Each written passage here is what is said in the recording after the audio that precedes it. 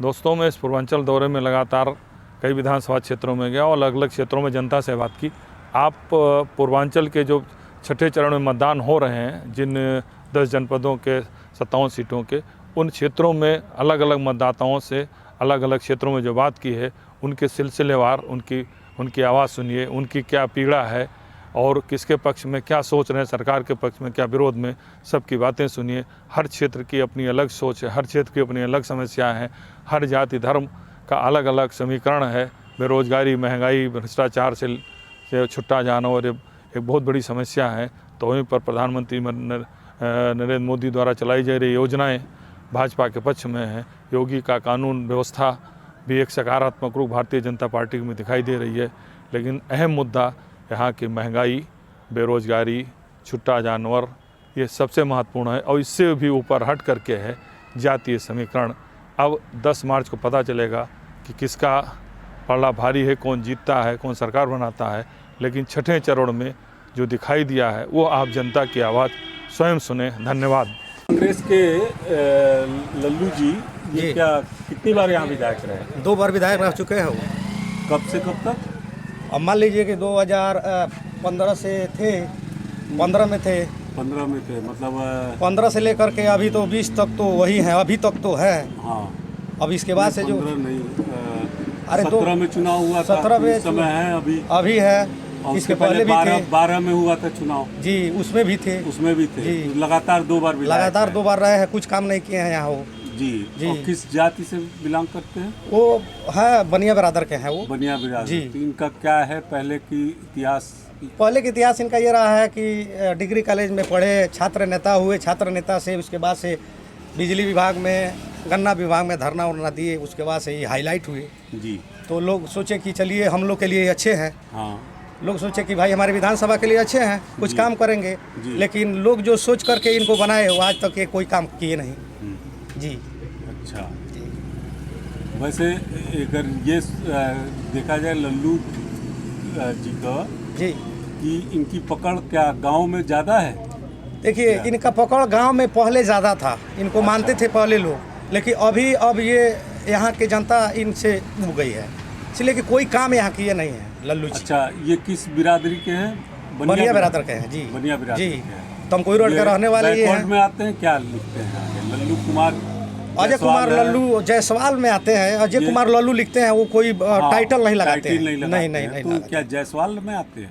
अब पता नहीं, जायसवाल में मान लीजिए गुप्ता लोग भी लिखते हैं, रौनियार भी लिखते हैं। किस व्यापार से संबंधित थे इनका परिवार? पहले इन लोग का व्यापार था नमक वगैरह का, मैंने छोटा मीठा उठा तमकुई रोड में पहले यही होता ही था जी। मीठा बिकता था, चक्की भेली बिकता था। उसके बाद से नमक वगैरह जो है मान लीजिए राशन पताई से ही नो बनिया लोग का काम पहले चलता था जी।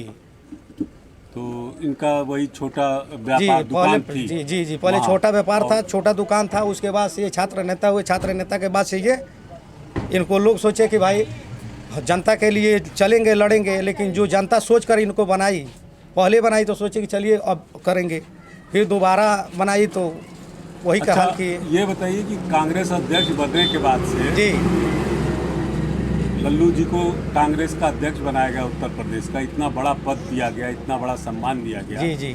हाँ, उसके बारे में यहाँ की जनता क्या सोचती है? अगर उनको इतना बड़ा सम्मान मिला तो क्या वो बड़े नेताओं में उनकी शुमारी होती है या नहीं होती है? देखिए, कहने का मतलब ये है कि हम लोग तो विधायक बनाए, वो तो निभाए नहीं।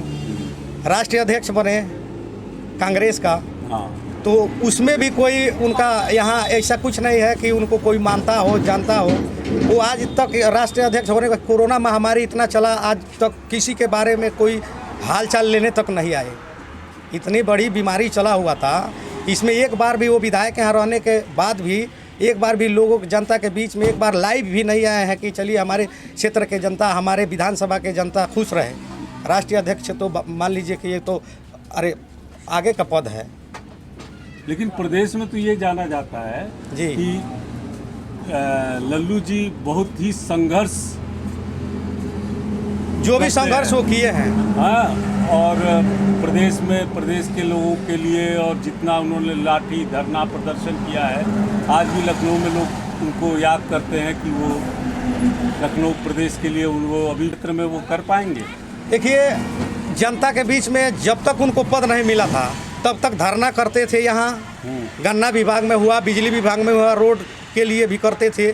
जब से उनका जब से वो विधायक हुए तब से वो इस प्रकार का कोई ना धरना किए और ना किसी प्रकार के वो बिजली विभाग में बैठक किए, ना ही गन्ना विभाग में किए। इसके पहले जब तक उनको पद नहीं मिला था तो उसके पहले करते थे, उसके बाद कुछ नहीं किए। अच्छा, वहाँ यहाँ भी संघर्ष किया है उन्होंने? वो पहले किए हैं, तो बहुत ज़्यादा तो नहीं किए हैं। यहाँ के जनता उनको सोचा कि चलिए हम लोग के लायक हैं, लेकिन उस लायक वो अपना निभाए नहीं। से इस समय जो है इस क्षेत्र में, तमकुही राज क्षेत्र में इस समय जनता किसको वोट दे रही है, जो जिताऊ है, जो जीतने की मादा रखता है? पार्टी वाइज बताइए, हम नाम वाइज नहीं। लड़ाई किसके बीच है? यहाँ लड़ाई केवल सिर्फ बीजेपी से कोई लड़ेगा, जो भी आएगा। बीजेपी से कौन है यहाँ? बीजेपी से असीम कुमार राय हैं। अच्छा जी, असीम कुमार राय यहीं गोरखपुर के हैं वो। अच्छा, गोरखपुर के हैं जी। अच्छा, यहाँ से उनको लड़ रहा टिकट है। मिला है, निषाद पार्टी से टिकट उनको मिला है। अच्छा, निषाद जी पार्टी से। जी। तो उनका है। दूसरे नंबर पे कौन है? और सपा से है उदय नारायण गुप्ता जी। उदय नारायण गुप्ता जी जी। वो तमकुही के हैं? ये परसौनी बुजुर्ग के हैं, हम हमारे ही गांव के हैं वो। अच्छा, आपके जी गांव के? जी। अच्छा, तो उनकी स्थिति कैसी है? देखिए, स्थिति परिस्थिति तो वो पिछले बार प्रधान भी रह चुके हैं, प्रमुख भी रह चुके हैं। जो भी कार्य किए हैं वो तो मान लीजिए कि अपने ग्राम सभा में किए हैं, प्रमुखी क्षेत्र में किए हैं, लेकिन हमारे गांव के ही हैं। लेकिन उनका हम विरोध नहीं कर रहे हैं, लेकिन हम एक्चुअली हम लोग बीजेपी का वोट देंगे या बीजेपी के हम लोग। हाँ, आप जी लोग बीजेपी समर्थक जी हो तो जी BJP को।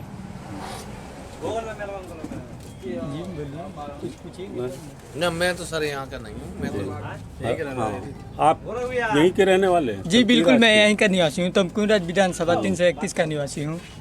तो परसों वोट पड़ने वाला है, आप किसके पक्ष में मतदान करेंगे? देखिए, एक्चुअली दो पार्टियाँ मजबूत दिखाई दे रही है। एक तो है बीजेपी, जो कि निषाद पार्टी की तरफ से गठबंधन सीट है, डॉक्टर असीम कुमार राय जी लड़ रहे हैं बीजेपी की तरफ से, और दूसरी पार्टी है आपका कांग्रेस। दोनों में बहुत ही तगड़ा लड़ाई है। दोनों एकदम एक दूसरे के प्रति इतना ज़्यादा भावुक हो गई है कि इस सीट पर लड़ाई एकदम अहम हो गया है, क्योंकि वह कांग्रेस के अध्यक्ष बन चुके हैं अजय कुमार लल्लू जी। तो क्या त्रिकोणीय लड़ाई है या नहीं, आप क्या सोचते हैं? इसके विषय में मैं यह कहना चाहूँगा कि अजय कुमार लल्लू और बीजेपी दोनों में टक्कर है। शायद बीजेपी इस बार जीत सकती है यहाँ से। अच्छा, अजय कुमार लल्लू लड़ाई में हैं? हाँ बिल्कुल है। कांग्रेस के हैं? हाँ है। और सपा यहाँ लड़ाई में नहीं है? सपा देखिए एकदम नया प्रत्याशी आ गए हैं, कौन है? उदय नारायण गुप्ता जी। जी, तो वो लड़ाई में नहीं है? नहीं, इस समय वो लड़ाई में नहीं। हाँ, तो आपका मत किधर पड़ेगा? बीजेपी को पड़ेगा। अच्छा, बीजेपी को पड़ेगा। चलिए, आपको बधाई। थैंक। दोस्तों नमस्कार, मैं राजेंद्र विधि यूनिट मीडिया से। मैं छठे चरण के पूर्वांचल दौरे पर हूँ। आज मैं तमकुही राज में हूँ, जहाँ पर कांग्रेस के प्रदेश अध्यक्ष और संघर्षशील नेता अजय कुमार लल्लू चुनाव मैदान में हैं। और इस विधानसभा सीट पर 2017 में भी लल्लू विधायक चुने गए थे। चुनाव की स्थिति जो भी हो कि लेकिन लल्लू की एक क्षेत्र में संघर्ष की एक पहचान है, और ये माना जाता है कि लल्लू संघर्षशील नेता हैं, और उनकी संघर्षशीलता प्रदेश स्तर पर प्रदेश अध्यक्ष के नेतृत्व के रूप में भी दिखाई दी। यहाँ पर तमकुही राज से भारतीय जनता पार्टी असीम कुमार को, जो निषाद को खड़ा किया है, उदय नारायण समाजवादी पार्टी से हैं, और बीएसपी ने संजय को खड़ा किया। यहाँ का जो जातीय समीकरण है तमकुही राज का, यहाँ पर मुस्लिम की भी 60,000 संख्या है, और इसके अलावा यादव करीब 50,000 हैं, ब्राह्मण भी 60,000, भूमिहार 35,000, कुर्मी और 40,000 से ऊपर, और निषाद भी करीब 50,000 है। तो जातीय समीकरण भी अलग अलग है सबका।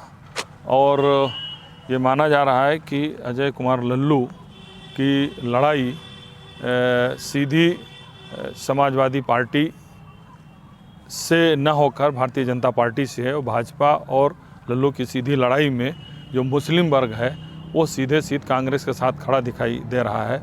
और ये माना जा रहा है कि लल्लू की जो स्थिति है, उनकी जो छवि है, संघर्ष की एक छवि है और जातीय समीकरण है, उसमें मुस्लिम मतदाता निर्णायक हैं, और वो लग रहा है, जो स्थिति है, जो बातचीत में पता चला कि मुस्लिम मतदाता और वहाँ के और जात के लोग जो लल्लू से जुड़े हुए हैं, ये लल्लू के संघर्षशील छवि को देखते हुए कांग्रेस के पक्ष में दिखाई दी। लेकिन असली लड़ाई, चूँकि जातीय क्वेश्चन और गरीब क्षेत्र है, तो वहाँ पर मोदी द्वारा चलाई जा रही योजनाएं भी एक महत्वपूर्ण है, कानून व्यवस्था भी महत्वपूर्ण है, योगी आदित्यनाथ के गोरखपुर से लगा हुआ ये भी एक महत्वपूर्ण है।